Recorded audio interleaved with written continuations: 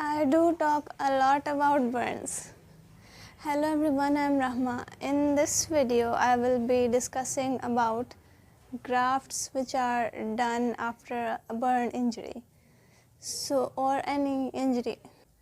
So for a physiotherapist, before the patient is gone for grafting, we need to keep him mobile as much as we can or as much as the patient can bear. And when you are going for mobility for these patients, do read their records, their procedures which have been done before you're going for physiotherapy. And it will be written there if they received any kind of grafts or any debridement procedure. The most usual grafts are either split thickness grafts or full thickness grafts. In a split thickness graft, a part of their dermis is removed along with the complete epidermis. And if it is a full thickness graft, the epidermis and dermis are completely excised from the donor area. And if they have received a split thickness graft, we need to wait for like 3 to 5 days for the graft to be taken. And then after assessing the graft, we go for mobility. And if it's a full thickness graft, we wait for 5 to 7 days or sometimes 10 days. Now, while we are waiting for the graft to be taken, we keep the patient in compression garments and splinting. For example, if a graft has been placed over a joint or it crosses a joint, we need to immobile that area so that if active movement is allowed, the graft might get stretched or injured and it might just not take. This immobility follows for like 5 to 7 days depending on what type of a graft has been done. But the surgeon decides that better.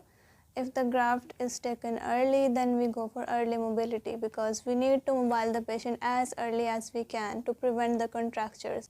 Because in skin grafts, the contractures are likely to develop quite earlier than in any other condition. And now for mobility, these patients usually suffer from extreme pain. So we need to time our physiotherapy so that it comes along with their analgesia. So while physiotherapy or while positioning, they don't complain of pain. If they're complaining of pain and we're rushing them for physical therapy, they won't comply. And these immobilities can be quite painful and dangerous. For example, if the graft has been done on their lower abdomen area and it crosses their hip joints from the front, we cannot mobile them, or they cannot even come in a sitting position because the graft can get injured or stretched or won't be taken. I'll share some pictures where you can compare how a graft looks when it's taken and how it looks when it's not taken or it just simply slips away. And I will give you some examples of how mobility is done. For example, there is this patient to whom I usually go for physical therapy. He has a graft done on his neck area, and we have applied a cervical collar so that keeps his neck in extension, relatively in extension like this. And we have also positioned him in slight rotation because of the position of his graft, and the positioning usually follows depending on what type of graft or what area of grafting has been done. There is this young patient and he has received a graft all over his lower abdomen area, and his graft crosses his thighs. And although he's a young patient, he's like 10 years old, and he wants to get out of bed and he cries a lot because of pain and because he just wants to be out of bed already. But because of the grafting, we cannot even let him sit. So we have to wait for the graft to be taken, then his sitting will be allowed and it will be followed by getting out of the bed, which he wants so bad. And there's also this patient who has received graft all over his leg, especially the shin area.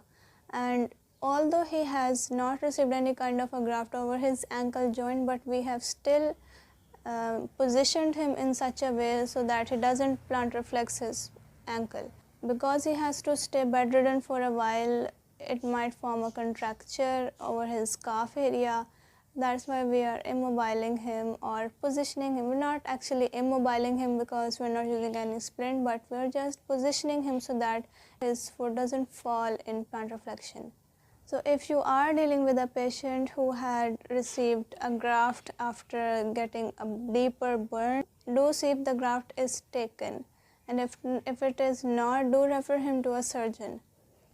And most commonly the grafts usually slip away because of movement, or it can be because of infection, or there is blood accumulating below the graft, but it's usually the uncontrolled active movement which the patients usually do. That's why we're immobilizing them. I cannot sum up everything in a single video, but I will be talking more about immobility and splinting for patients who have received grafts, and later on I will also discuss about reconstruction, which is plastic surgery, and physiotherapy protocols which follow them.